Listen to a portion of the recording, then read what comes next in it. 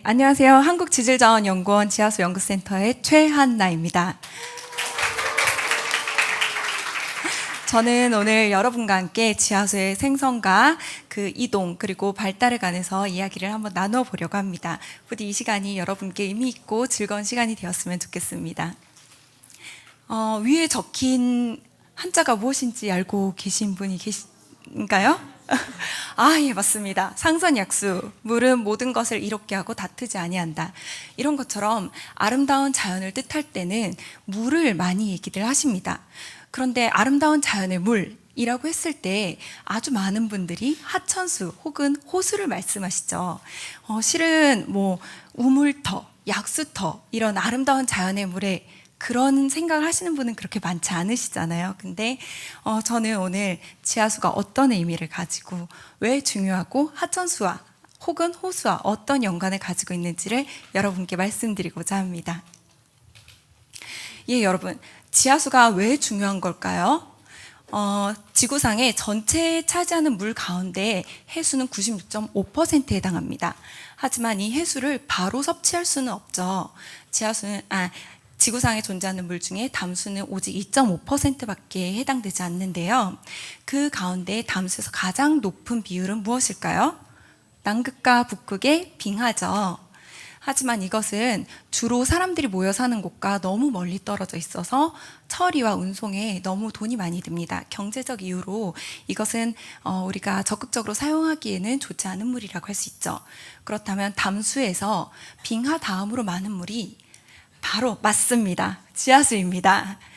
지하수는 지표수 우리 주변에 이렇게 둘러보면 하천수, 호수 이런 지표수들이 많이 보이는데 그런 지표수가 1.3%밖에 안 되는데 지하수는 30%나 돼요. 그럼에도 불구하고 지하수의 중요성을 사람들이 많이 잘 모르고 있습니다. 그 이유는 왜일까요? 두 가지 이유가 있는데요. 하나는 이것이 땅을 파서 쓸 수 있는 물, 두 번째는 눈에 잘 보이지 않는 물이기 때문입니다. 예를 들어서 하천이 있어요. 하천에서 쉽게 취수할 수 있는 자연수가 있다면 지표수를 먼저 쓰지 굳이 땅을 파서 지하수를 쓰진 않으시잖아요. 하지만 위치적으로, 시기적으로 지하수를 꼭 개발해야 하는 순간이 있습니다. 그것은 여기 보시면 3, 4월, 이것은 강수량의 누적 강수인데요. 3, 4월에 비가 적게 내리는데 모내기 혹은 밭가리 등등등 우리 농번기와 그 건조 기후가 겹칠 때 그때는 정말 지하수를 개발을 해야겠죠. 혹은 고산지대 혹은 굉장한 시골 같은 데선 상수도가 공급되지 않기 때문에 지하수를 개발을 해서 써야 할 필요성이 있습니다. 예! 감사합니다. 예, 그렇다면 이 지하수가 토양과 암석과 여러 가지 그 안반 매질 사이를 통과를 해서 흐르기 때문에 지하수는 굉장히 깨끗한 물이고 그래서 지표수처럼 따로 고도의 정수 처리 필요 없이 그냥 바로 취수를 해서 먹을 수 있다라는 장점이 있습니다. 우리의 수계순환을 본다면은 지하수는 어떻게 함양이 될까요? 바로 얼음이 녹고 강수에 의해서 함양이 됩니다. 그렇게 함양된 지하수는 흘러서 하천으로 나오기도 합니다. 이렇게 함양된 지하수가 이동되는 통로를 대수층이라고 하는데요.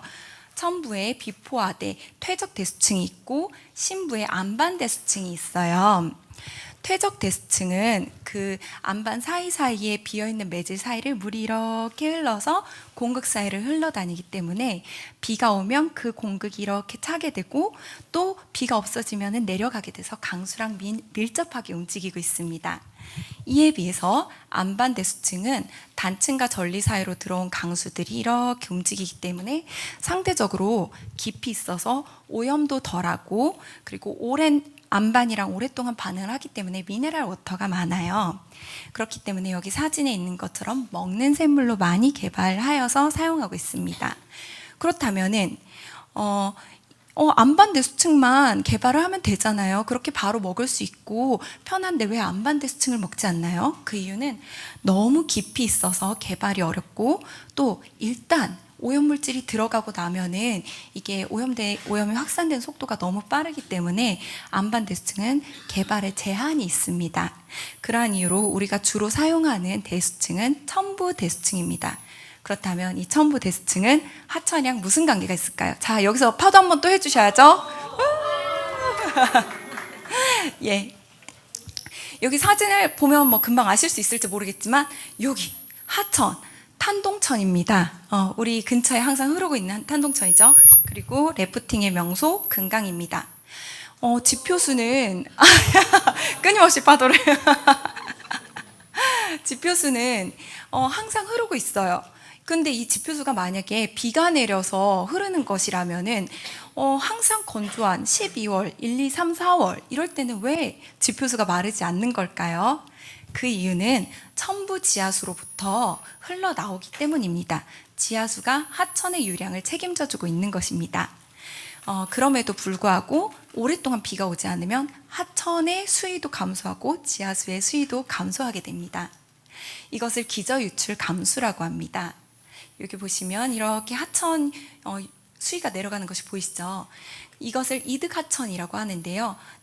지하 수위가 지표 수위보다 높기 때문에 하천으로 물이 빠져나가는 것을 이득하천이라고 합니다. 이렇게 이득하천에는 지하수와 지표수가 혼합이 되는 구간이 생기는데요. 이 혼합대에서는 지하수와 지표수의 수온 차이도 있고 영양물질이 활발하게 교류를 하기 때문에 이곳에 대한 혼합대에 대한 연구가 2000년대 초반부터 굉장히 활발하게 이루어지고 있습니다. 그렇다면 이득하천의 반대말은 무엇일까요? 손실하천이겠죠? 예. 손실하천은 이것 역시도 여러분이 딱 보시면 아실 수도 있는데 수통골, 유성의 수통골입니다. 수통골은 굉장히 전형적으로 손실하천을 보여주는데요. 강수 전에 이렇게 바짝 말랐다가 비가 오고 나니까 여기 물이 흘러요. 근데 물이 너무 맑아서 잘 보이지가 않네요. 강수 후에는 이렇게 비가 와서 2분 남았습니다. 예, 감사합니다. 예, 손실하천의 형태는 하천 수위가 지하 수면보다 높아서 하천에서 지하수로 물이 빠져나가는 수위의 차이가 있습니다. 혹은 지하 수면과 하천 바닥이 아예 분리가 된 손실하천이 있습니다.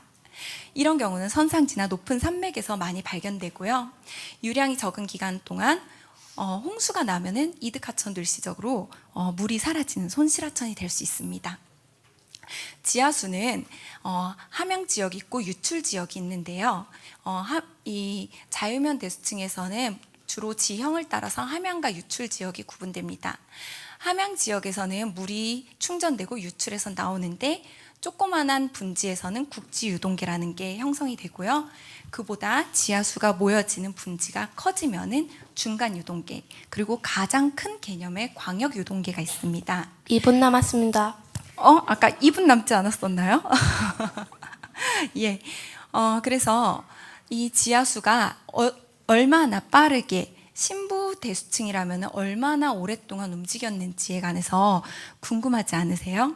그것을 알기 위해서 여러 학자들이 다양한 추적자를 사용하여서 지하수의 연령을 추적을 했습니다. 지하수가 평균적으로 흐르는 게 1시간에 2cm예요. 그러면 하루에 50cm, 이틀에 1m도 이동하지 않는 겁니다. 그렇다면 우리가 이렇게 신부를 지나온 지하수는 엄청나게 오래된 둘리가 먹던 둘리수겠죠. 예. 그래서 지하수는 그 깊이에 따라서 연대도 다르고 또 하천에 있으면 이렇게 믹싱이 된 물들이 모두 나오기 때문에 지하수의 연대 추정이라는 말을 좀 조심스럽게 사용하고 요즘은 지하수가 얼마나 체류를 하고 있었나라는 말들을 더욱 권장하고 있습니다. 만약에 지하수가 지금 그림처럼 온전히 단 하나의 층만을 지난다면은 그 지하수의 연대를 추정하는 건 어렵지 않을 것입니다. 하지만 오랜 시간이 지나면서 주변의 물과도 섞이고 펌핑하면서 옆에 있는 이런 물과도 섞이고 하면은 지하수의 그 체류 시간은 점점 혼란스러워지게 될 것입니다. 따라서 지하수는 이동하는 게 눈에 보이지도 않고 반응하는 것이 눈에 보이지도 않기 때문에 좀 더 신중하게 다양한 추적자들을 사용을 하여서 연구가 진행되어야 합니다. 또한 그러한 이유 때문에 우리나라에서 본격적으로 지하수 연구가 수행된 것은 50년이 채 되지 않았습니다. 앞으로 해야 할 연구가 많은 것이죠. 그래서 제가 지하수 연구를 수행하면서 썼던 최근의 논문이고요. 저는 탄소와 수소 동위원소를 사용을 하여서 지하수의 연대를 추정을 하였는데, 탄산수는 물이 들어온 지 10년 이내에 강수라고 났고, 온천수들은 2000년에서 6400년이나 오래된, 이렇게 오래된 물들이 온천수로 나온다라는 것을 알 수 있었습니다. 오늘 발표의 요약은 지하수는 수계순환에 걸린 시간이 굉장히 오래되며 신부 지하수일수록 함양부터 배출까지 오랜 시간이 걸린다 라고 말씀을 드릴 수 있겠습니다. 지하수를 전공한 저를 여러 사람들이 물박사라고 하는데요. 세간의 말로는 물박사라는 것은 좀 지식이 부족한 사람을 비유적으로 하는 말입니다. 하지만 저처럼 지하수의 물리, 화학, 생물학적 연구를 한 사람에게는 그 물박사라는 단어가 굉장히 무겁고 영광스럽습니다. 그래서 저는 앞으로 열심히 연구하는 지질자원연구원의 물박사 최한나가 되겠습니다. 감사합니다.